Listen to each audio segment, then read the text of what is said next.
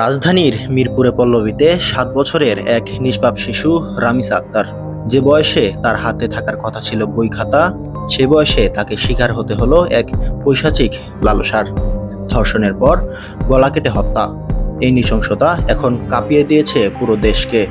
তোলপাড় সামাজিক যোগাযোগ মাধ্যম। দিনটি ছিল গত ১৯শে মে, মঙ্গলবার। পল্লবীর ১১ নম্বর সেক্টরের বি ব্লকের একটি বাসায় সকাল থেকে নিখোঁজ ছিল দ্বিতীয় শ্রেণীর ছাত্রী রামিসা।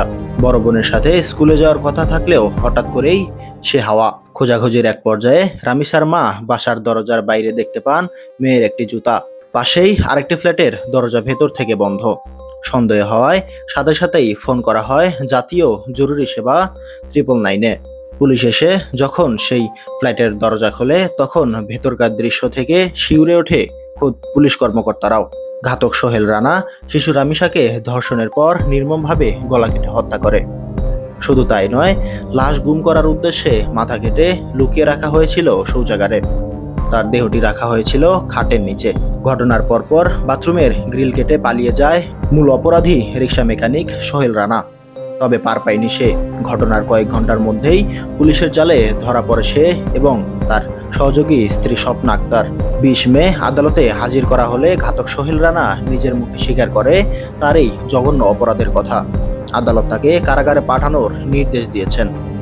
এই পৈশাচিক ঘটনার পর থেকেই সোশ্যাল মিডিয়া যেন এক আগ্নেয়গিরি। তীব্র ক্ষোভে ফেটে পড়েছে সাধারণ মানুষ থেকে শুরু করে শিক্ষার্থীরাও। সবার একটাই দাবি, দ্রুত বিচার ট্রাইব্যুনালের মাধ্যমে এই নরপশুর সর্বোচ্চ শাস্তি অর্থাৎ ফাঁসি নিশ্চিত করা হোক।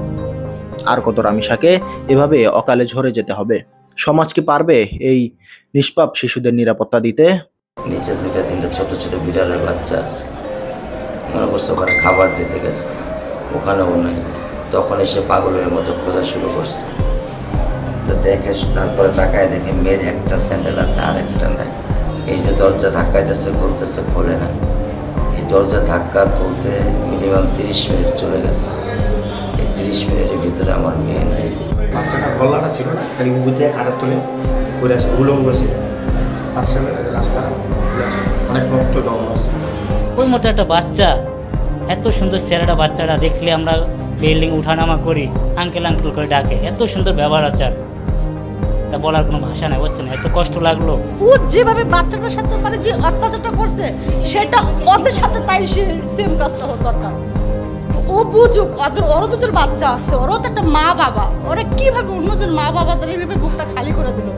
সামিউল ইসলাম, উত্তরপত্র টিভি, সত্যের পথে, ন্যায়ের লড়াইয়ে।